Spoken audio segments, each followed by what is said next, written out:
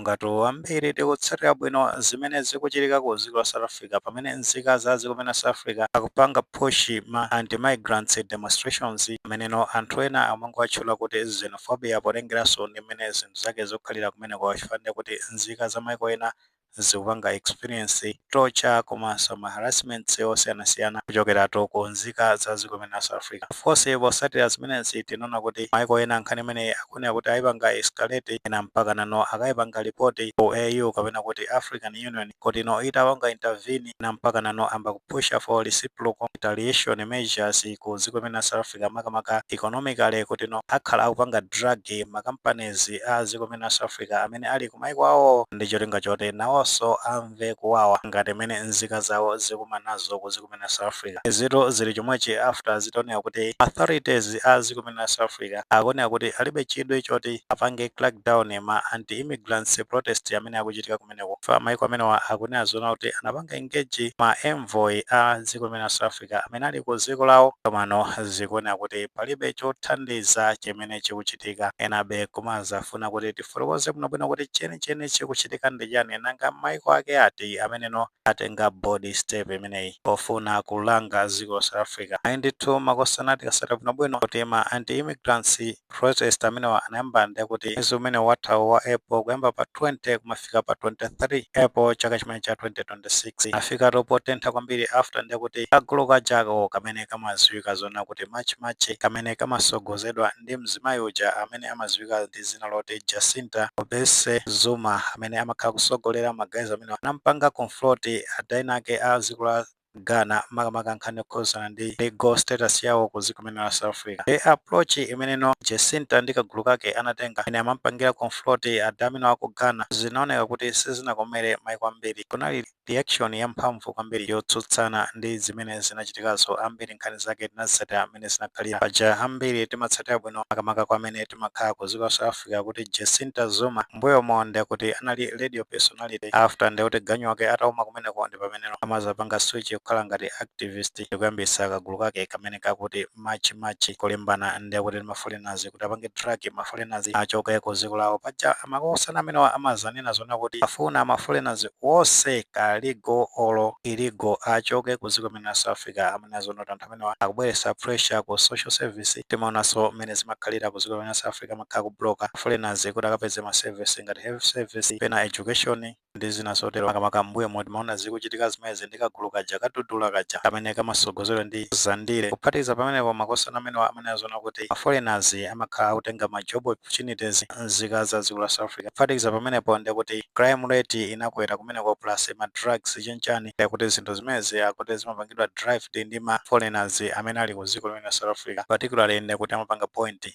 Nigerians wano azofunawo ndi kuti kupusha inali yese akuti atuluke boma ndi kuti ipange enforce strong border control komanso aike strict rules yokhuzana ndi immigration kumeneko ndi zimene magazi amene amakhala akunena. Of course pali narrative yonena kuti potengera ndi ma local elections amene akuchitika ku dziko la South Africa mwezi umenewo mchaka chimene cha 2026 ma politicians inake akupanga push ya anti-immigrants ngati njira imodzi yopezera political mileage ndi mmene nkhani zake zikuyendera naso akumaza fotokoza kunena zona kuti potengera kuti some of South Africans ndi alesi maso economic hardship yomwe yahita kumeneko magazi amene angopezera ngati scapegoat pofuna kuzemba ma little issues kumazalimbana ndi nkhani zokhuza ndi ma migrants amene ali ku dziko la South Africa fa ngakhale rate ya unemployment kuzapanga compare ndi rate ya ma foreigners amene akugwira ntchito kumeneko sizikubalance abe ngakhale kuti atapanga drug foreigners onse kutuluka ku dziko la South Africa siyo ndi kuti anthu ambiri akhabe ali pa ulova kumeneko potengera ndi data ndi kuti 7 to 10% ama migrants ndi amene akhala kugwira ntchito kumeneko ali active ayina kupanga ma business ndi zina zotero amene no unemployment rate kumeneko ndi kuti ndi 42% zomwe zikuthandiza zona kuti akhale atapanga drug ma foreigners out of their country mabe ndi kuti anthu ambiri akhalabe pa ulova kumeneko. So ma anti-migrants protest amene anavuta kwambiri madera ngati ku Durban komanso Johannesburg eno achina Jacinta ndi gulu lawo apanga kolabo ndi kuti ndi gulu la Dudula akhala akupanga confront ma migrants kumene wankhani yokuza ndi legal status ndi zina zotinananso kuti KwaZulu-Natal aso ku Gauteng ndi kumene no akhala kuli kovuta kwambiri makamaka makamaka nkhani yokhuza ndi maprotest amene awo posatira confrontation imene Jacinta anachita kuchitato olowa ku Ghana uja paja monga mene tafotokozera kale kuti ambiri ku Ghana anapanga react maso maiko ena anapanga react potengeranso ndi imene zinthu zake zinaendera pano zimene zinapangisa zona kuti Minister of Foreign Affairs ku kumene la Ghana yemweno zina lake ndi Samuel Okudzeto Abakwa pa 23 April chaka chimene cha 2026 apanga summon High Commission wa dziko limene la South Africa ku Ghana ndi kunali kukambirana nkhani yokhuza ndi imene zinakhalira ku dziko limene la South Africa makamaka zimene anakumana nazo nzika yawo kumeneko komanso harassments komanso torture osiyanasiyana amene nzika za dziko la Ghana zimakumana ku dziko limene la South Africa after zimene akuchita magazi adudula komanso match so zikuona kuti pa mkumano umene magazi amene aku Ghana anapanga demand kuti nzika zawo aonesese kuti ndizotetezeka kumeneko zisandire nkhanza zina zilizonse ndi zina zotero zomwe kuchokera siku limenelo zafika padakali pano pa mambekezera zona kukhala kusintha kwina kwake komano zachitika contrary zikuona kuti palibe kusintha kwina kulikonse takuona kuti situation ikungopitirira ikuyipa nthawi ndi nthawi so ena ku dziko limene la Ghana makamaka akuluakulu aboma kumeneko mbano kuganiza njira za reciprocal measure ku dziko limene South Africa akunena zona kuti nawonso akuyenera kubwezera kuti kaya pusha economic retaliation measure kaya zikhala zotani koma akuyenera kubwezera makamaka pa nkhanza zimene nzika zawo zikumana nazo ku dziko limene la South Africa lero kuphatikiza zimenezo tinaona kuti ndona imene Samuel Abakwa ataona kuti dziko la South Africa sizikuchitapo kanthu after ndi kuti zimene anagwirizana ndi envoy ya dziko limene la South Africa zapezeka zoti kumeneko nkhaniyo ayipusha mpaka nano kukafika ku African Union alemberato chikalata bungwe limene la AU kuti no litapanga intervene kalata imeneyo ayilemba lero pa 6 May 2026 kulembera wapampando wa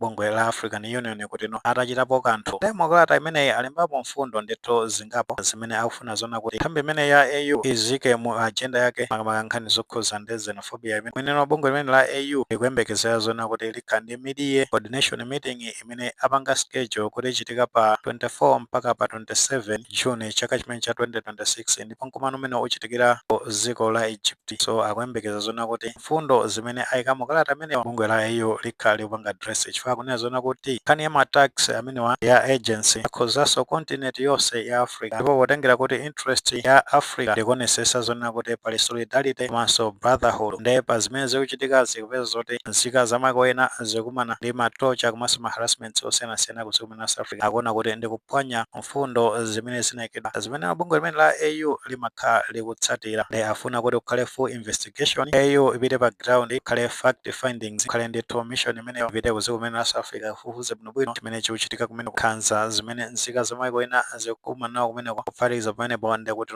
nzika zawo zazi kumene la Ghana komanso pakhale surety yonena zonena kuti nzika za dziko la Ghana komanso za maiko ena zimene zili ku dziko limene la South Africa pali surety yonena kuti zikhala zotetezeka kumeneko ngati zimene sizichitika nawonso apeza njira yobwezera ku chipongwe chimene nzika za dziko la South Africa zikuchitira nzika za maiko ena kuphatikiza dziko lawo la Ghana kosi yakhala president wa dziko la Botswana nayenso anangoyankhulapo anakhuzana nimene zikuchitikira kumene komano zikuona kuti sanazitenge serious kwambiri ngati imene apushira magazi aku Ghana komanso ndi kuti dziko la Nigeria nawonso ndi kuti nkhani imene sanangoyionera akuonera kuti nawonso atenga serious step pa nkhani yokhuzana ndi kuzunzidwa kwa nzika zawo ku dziko la South Africa naona kuti nkhani imene anayipitisa ku parliament ya dziko lino la Nigeria kumeneno nduna ya Foreign Affairs imazafotokoza zonena kuti after ataona za xenophobia zimene zikuchitika ku dziko limene la South Africa anapanga summon envoy kapena kuti High Commission wa dziko la South Africa ku dziko limene la Nigeria panali pa 4 May chaka chimene cha 2026 ndi anakambirana nkhani zokhuza ndi security ya nzika zake kumeneko maso ndi kuti kaya kunali assurance ena ake chani kono zinthu zimenezo zikuona kuti sizinachitika motero ndi likatsata bwinobwino mtsogoleri wa dziko la South Africa Cyril Ramaphosa muzoyankhula zawo mbuyomo amaoneka kuti sali voko kwambiri so akunena zona kuti amafuna amene ali ndi legitimate documents amene akuyenera kukhala ku dziko la South Africa nawo ndi kuti they have to be dragged out amene akukhala illegally ndi pa nthawi yomwe kunayambika zionesero zimenezi zikuona kuti mtsogoleri amene wakhala ali quiet zomweno ambiri ma critics akuona kuti mtsogoleri amene akuziwapo kanthu for amene akupusha ndi cholinga choti kukhale njira zopanga crackdown ma anti-immigrants protest amene ndi chifukwa cha chimenechi nchifukwakenso maiko ena akuonera kuti nawo atenga bold step chifukwa ndi kuti ku Nigeria Minister of Foreign Affairs kumeneko kumene zinake ndi Bianca Odumwengu Ojukwu anafotokoza ku parliament kumeneko kunena zona kuti president wawo Bola Tinubu ndokhuzidwa kwambiri komanso okhumudwa ndi zimene nzika zawo zikumana nazo ku South Africa. Ndi after diplomacy yakanika palibe cha serious chomwe chikuchitika, tinonanso kuti aphungu wa nyumba yamamulo kumeneko mazabwera ndi nkhani yokhuza ndi reciprocal measure ku dziko limene la South Africa. Ndi kumeneko hamaniya zona kuti ufuna kupanga revoke malicense a companies amene ndi a dziko la South Africa. Paja kumene kuli makampani ngati Shoprite, MTN komanso MultiChoice. Ndi akunena zona kuti pakhale ndithu all sorts of means ndi chonga kuti apange crackdown economically dziko limene la South Africa. So titha kuona body step imeneno maiko ena atenga ameneno ku dziko limene la Malawi tikumangoona kuti foreign affairs kumangotuluka zikalata ayi ndithu tayika manambala kumeneko anthu ngati mwakomana mavuto ku dziko limene la South Africa imbirani manamba amenewo, imbirani ku embassy ayi pangani chonchi kuwesa diplomacy kukambirana ndi counterparts kumeneko. Pano kulibe body step